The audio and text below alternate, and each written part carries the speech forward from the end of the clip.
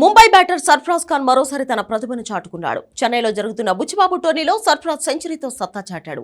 Tamil Nadu cricket association జట్టుపై కేవలం 114 బంతుల్లోనే 138 పరుగులు చేసి టీమిండియా సెలెక్టర్లకు స్ట్రాంగ్ మెసేజ్ పంపించాడు. ముంబై జట్టు 98 పరుగులకే 3 కీలక వికెట్లు కోల్పోయింది. ఆ సమయంలో నెంబర్ 5లో వచ్చిన సర్ఫరాజ్ అద్భుతమైన కౌంటర్ అటాక్ తో స్కోర్ బోర్డును ముందుకు తీసుకెళ్లాడు. తొలి రోజు ఆట ముగిసే సమయానికి ముంబై 5 వికెట్ల నష్టానికి 367 పరుగులు చేసింది. కొంతకాలంగా మంచి ప్రదర్శనలే చేస్తున్నా సర్ఫరాజ్ కు టెస్ట్ జట్టులో చోటు దక్కడం లేదు.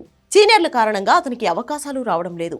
అధిక బరువు కారణంగా టీమిండియాలో చోటు కోల్పోయిన సర్ఫరాజ్ ఖాన్ ఈ సీజన్ కు ముందు ఏకంగా 17 కిలోలు బరువు తగ్గాడు. ఫుల్ ఫిట్నెస్ గా ఉన్న సర్ఫరాజ్ మంచి షాట్లతో ఆకట్టుకున్నాడు. టెస్ట్ జట్టులో మళ్లీ అవకాశాలు పొందాలని సర్ఫరాజ్ చూస్తున్నాడు. 2024లో టెస్టుల్లో అడుగుపెట్టిన సర్ఫరాజ్ ఇప్పటి వరకు 6 టెస్టులు ఆడి 371 పరుగులు చేశాడు. న్యూజిలాండ్ తో హోమ్ సిరీస్ లో మొదటి మ్యాచ్ లో 150 చేసినా ఆ తర్వాత వరుసగా నిరాశపరిచాడు. బోర్డర్ గవాస్కర్ ట్రోఫీలో కూడా చోటు దక్కించుకోలేకపోయాడు. ఆ సిరీస్ కు ముందు సర్ఫరాజ్ ఇండియా ఏ తరపున ఆడుతూ ఇంగ్లాండ్ లయన్స్ పై 92 పరుగులు చేశాడు. అయినా భారత మిడిల్ ఆర్డర్ బలంగా ఉండడంతో అతను జట్టుకు ఎంపిక కాలేదు. ఇంగ్లాండ్ తో సిరీస్ లో కరుణ్ నాయర్, సాయి సుదర్శన్ పెద్దగా ఆకట్టుకోలేకపోవడంతో టీమిండియా తదుపరి ఆడబోయే టెస్ట్ సిరీస్ల కోసం సర్ఫరాజ్ ను పరిగణనలోకి తీసుకోవచ్చు. ఇదిలా ఉంటే ఆసియా కప్ తర్వాత నుంచి టీమిండియా మరింత బిజీ కానుంది.